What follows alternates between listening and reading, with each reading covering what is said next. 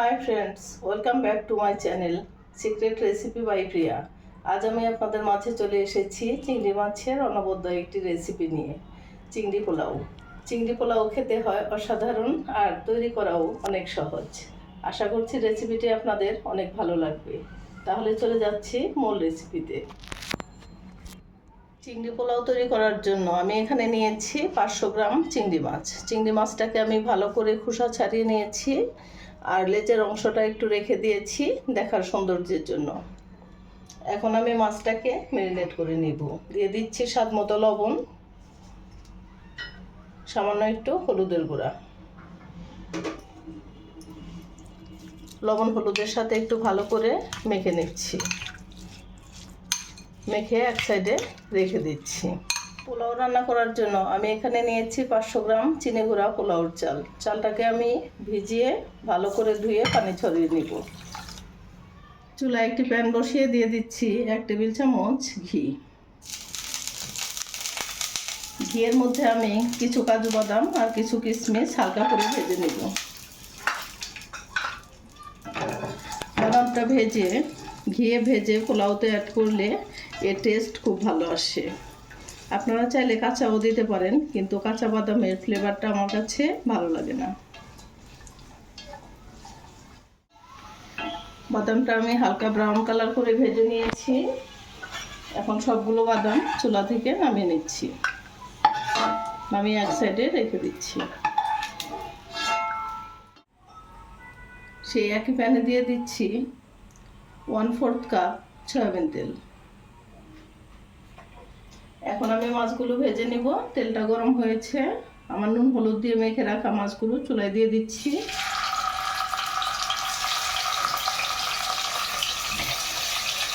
চিংড়ি মাছ সবসময় হালকা ভাজতে হয়, তা না হলে খুব বেশি কড়া করে ভাজলে চিংড়ি মাছগুলো রাবারি হয়ে যাবে, খেতে ভালো লাগবে না। আমি 2 ব্যাচে মাছগুলো ভেজে নেব। আমি মাছগুলো উল্টে দিচ্ছি।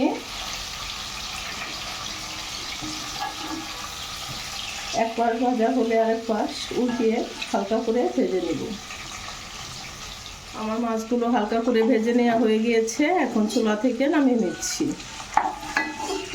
একইভাবে আমি দ্বিতীয় ব্যাচে বাকি মাছগুলো ভেজে নিই। মাছ ভাজা তেলের মধ্যে দিয়ে দিচ্ছি 2 টেবিল চামচ ঘি।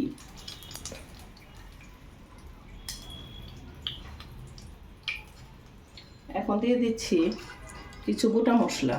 দিয়ে দিচ্ছি 2টি তেজপাতা, 2 টুকরা দারচিনি, 3টে এলাচ, 3-4টে লবঙ্গ, একটা জায়ফল আর কিছু গোলমরিচ।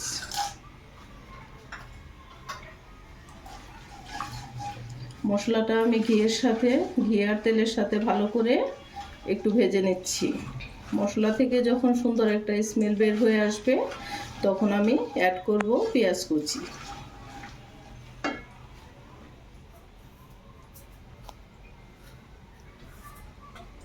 দিয়ে দিচ্ছি সামান্য একটু সাজিরা।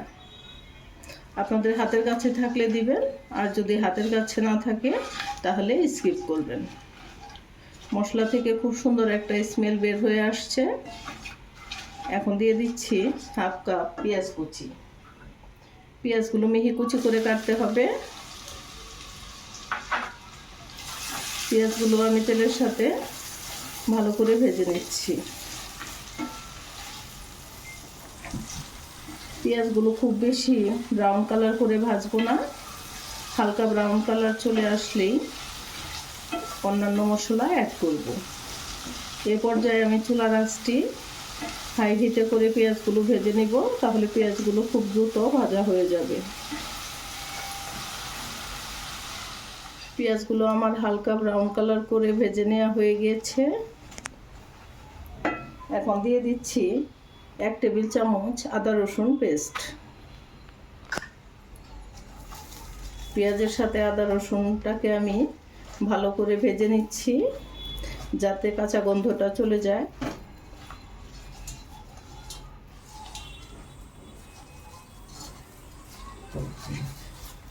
পেঁয়াজ রসুনের কাঁচা গন্ধটা চলে গিয়েছে।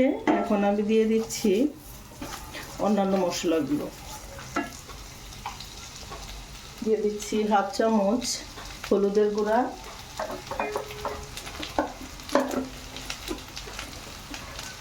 এক চামচ লাল মরিচের গুঁড়া, হাফ চামচ ধনিয়ার গুঁড়া। সব কিছু একসাথে আমি ভালো করে কষিয়ে নিচ্ছি।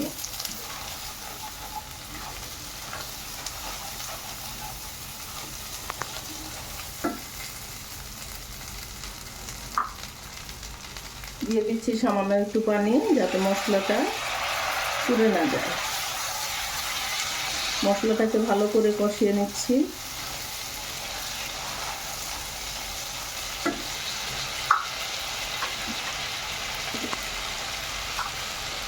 আর দিয়ে দিচ্ছি এক চামচ জিরার গুঁড়ো।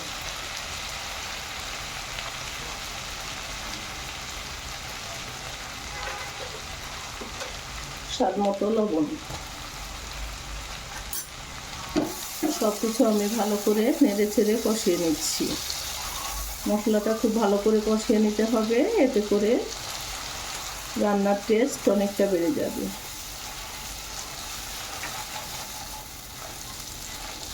এই পর্যায়ে আমি দিয়ে দিচ্ছি ফেটিয়ে রাখা টক দই। এখানে আমি 2 টেবিল চামচ দিয়ে দিচ্ছি। টক দইটা দেওয়ার সময় অবশ্যই চুলার আঁচটা কমিয়ে দিবেন, তাহলে টক দইটা ফেটে যাবে না।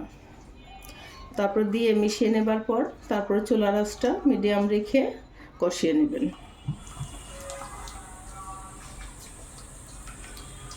গ্রেভিটাকে আমি খুব ভালো করে কষিয়ে নিচ্ছি।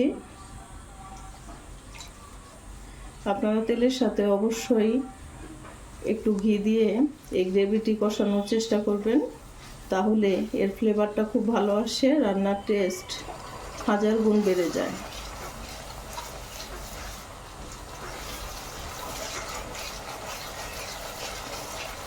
মশলাটাকে আমি অনবরত নেড়ে ছেড়ে ভালো করে কষিয়ে নিচ্ছি। আপনারা দেখতেই পাচ্ছেন মশলাটা খুব সুন্দরভাবে কষানো হচ্ছে এবং তেল ছেড়ে দিয়েছে।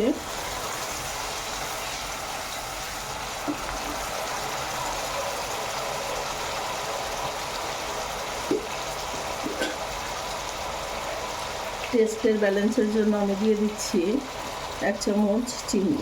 আমি এখানে টক দই ইউজ করেছি, আর চিনিটা অবশ্যই দিতে হবে, এতে টেস্টের ব্যালেন্স হবে, খাবারটা অনেক টেস্ট হবে।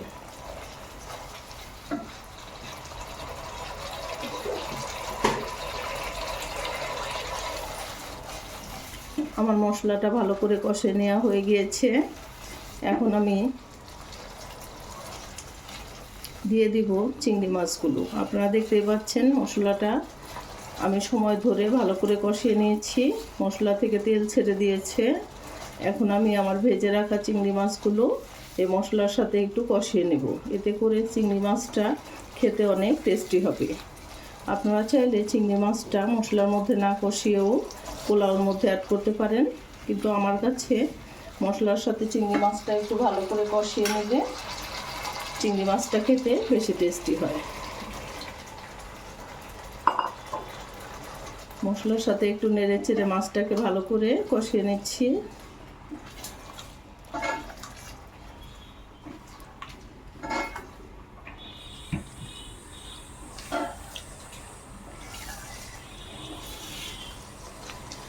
হালকা একটু নেড়ে চেড়ে মশলার সাথে মাছটাকে কষিয়ে নিচ্ছি।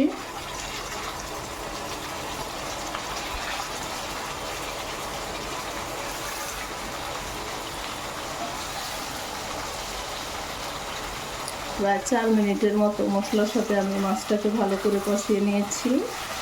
এখন আমি মাছটাকে মশলা থেকে তুলে নিচ্ছি। সবগুলো মাছ আমি মশলা থেকে তুলে নিচ্ছি, নিয়ে এক সাইডে রেখে দিচ্ছি। এটি আমি পরে পোলাওতে অ্যাড করব। আমি সবগুলো মাছ মশলা থেকে উঠিয়ে রেখে দিয়েছি, মাছটাকে পরে অ্যাড করব। এখন গ্রেভিটা প্যানের মধ্যে রয়েছে, এখন দিয়ে দিচ্ছি 4-5টি চেরা কাঁচামরিচ। এতে করে পোলাওর মধ্যে খুব সুন্দর একটা ফ্লেভার অ্যাড করবে।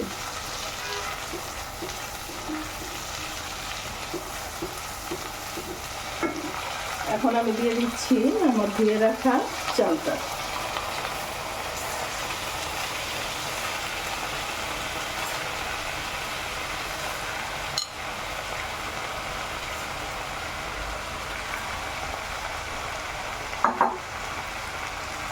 মশলার সাথে চালটাকে আমি ভালো করে ভেজে নিচ্ছি। চালের পানিটা যখন শুকিয়ে যাবে, মশলার সাথে ভালো করে ভাজা হয়ে যাবে, একটু ঝরঝরে হয়ে যাবে চালগুলো, তখন আমি পানি অ্যাড করব। তাহলে আমি চালগুলো ভালো করে ভেজে নিচ্ছি। চালটাকে আমি ভালো করে ভেজে নিয়েছি। আপনারা দেখতেই পাচ্ছেন চালগুলো ঝরঝরে হয়ে গিয়েছে। চালগুলো ভালো করে ঝরঝরে করে ভেজে নিলে পোলাওটা অনেক ঝরঝরে হয়। দিয়ে দিচ্ছি স্বাদমতো লবণ। লবণটা একটু ভালো করে দিয়ে আর একটু ভেজে নিচ্ছি। এখন আমি দিয়ে দিচ্ছি, আমি এখানে 2 কাপ চাল নিয়েছি, এজন্য 4 কাপ পানি দিয়েছি। আমি এখানে ফোটানো পানি অ্যাড করছি।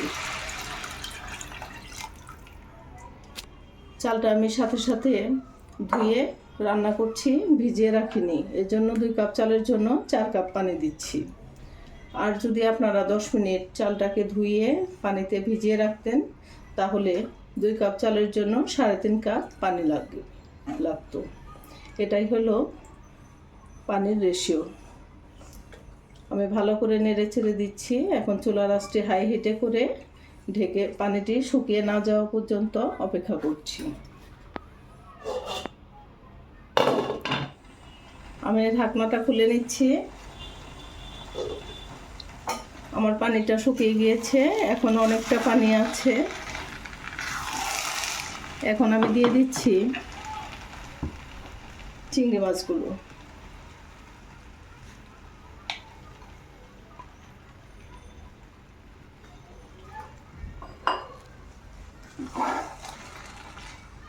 পোলাওর সাথে মাছগুলো একটু মিশিয়ে দিচ্ছি। এই কাজটি খুব হালকা হাতে করতে হবে।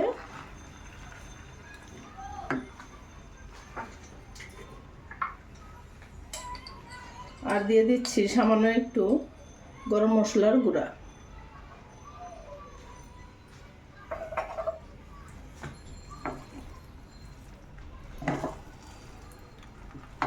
সব কিছু একটু ভালো করে মিশিয়ে নিচ্ছি। এখন দিয়ে দিচ্ছি আমার ভেজে রাখা কাজু বাদাম আর কিশমিশগুলো।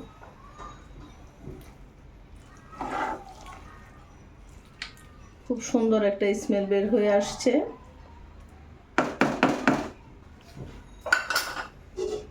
এখন আমি ঢেকে দিচ্ছি 10 মিনিটের জন্য। আর এ পর্যায়ে চুলার আঁচটি লো আঁচে থাকবে। আমি ঢাকনা খুলে নিচ্ছি। আমার পোলাওর মধ্যে থাকা বাড়তি পানিগুলো শুকিয়ে গিয়েছে, আর পোলাওগুলো অনেকটাই ঝরঝরে হয়ে গিয়েছে। এখন আমি নামানোর আগে দিয়ে দিচ্ছি 1 টেবিল চামচ ঘি। এটি আপনারা অবশ্যই দেওয়ার চেষ্টা করবেন, এতে করে ফ্লেভারটা খুব সুন্দর আসে। এখন ঢাকনা দিয়ে ঢেকে রেখে দিচ্ছি 2 মিনিটের জন্য। তারপরে আপনাদের সার্ভ করে দেখাবো। পোলাওটি আপনাদের আমি সার্ভ করে দেখাচ্ছি। আপনারা দেখতেই পাচ্ছেন এটি কতটা ঝরঝরে হয়েছে, কতটা লোভনীয় হয়েছে।